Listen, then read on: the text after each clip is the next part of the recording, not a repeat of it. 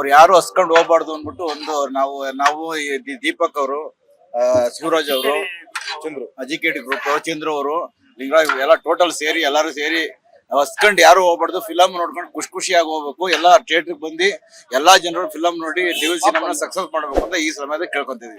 2,000 ಜನಕ್ಕೆ ಇಲ್ಲಿ ಅನ್ನದಾನ ಮಾಡಿದ್ವಿ, ಚಿಕನ್ ಬಿರಿಯಾನಿ ಅಂತ. ಅವ್ರ ಫೇವ್ರೇಟ್ ಎಲ್ಲಾರ್ಗು ಎಲ್ಲಾರು ಬಂದಿರೋ ಫೇವ್ರೇಟ್ ಎಲ್ಲಾರ್ಗು ಸಿಕ್ಲಿ ಅಂತ ವ್ಯವಸ್ಥೆ ಮಾಡಿದೀವಿ.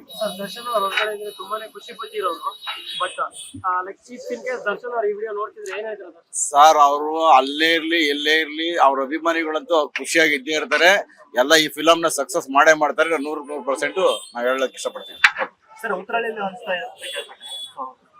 ಉತ್ತರಳ್ಳಿ ಫ್ಯಾನ್ಸ್ ಇದೆ, ಅವ್ರು ಮಾಡ್ತಾರೆ. ಈ ವೀರೇಶ್ ಟಾಕೀಸ್ ಅಲ್ಲಿ ನಾವು ಎಲ್ಲ ಚಂದ್ರು ಅವರು, ಶಿವರಾಜ್ ಅವರು, ಎಲ್ಲ ದೀಪಕ್ ಅವರು ಎಲ್ಲ ಸೇರಿ ಇಲ್ಲಿ ಮಾಡ್ತಾ ಇದೀವಿ. ದೀಪಕ್ ಅವರು ವೈಷ್ಣವಿಲಿ ಅರೇಂಜ್ ಮಾಡಿದ್ದಾರೆ ಫ್ಯಾನ್ ಶೋ. ಮಧ್ಯಾಹ್ನ 1:30 ಅಲ್ಲೂ ಅನ್ನ ಇಟ್ಕೊಂಡಿದ್ದಾರೆ. ಮೊದಲೇ ದಿನ ಸರ್ ಬಿರಿಯಾನಿ ಇದೆಲ್ಲ ವ್ಯವಸ್ಥೆ ಮಾಡಿದ್ರ ಫ್ಯಾನ್ಸ್ ಗಳಿಗೆ. ಸೊ ನೆಕ್ಸ್ಟ್ ಪ್ಲಾನ್ ಏನಿದೆ? ನೆಕ್ಸ್ಟ್ 2 ದಿನ 3 ದಿನ ಈ ತರ ಪ್ಲಾನ್ ಏನಾದ್ರು ಇದೆಯಾ?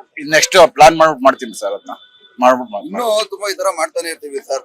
ಇನ್ನು ಇದೇ ತರ ಮಾಡ್ತಾನೆ. ಇದು ಮೇನ್ ಥಿಯೇಟರ್ ಪ್ರಸನ್ನ ಕೊಡೋದ್ರಿಂದ ಇಲ್ಲಿ ಜನ ಕ್ರೌಡ್ ಕಡಿಮೆ ಅನ್ಬಿಟ್ಟು ನಾವು ಈ ತರ ಇಲ್ಲಿ ಮಾಡಿದ್ವಿ.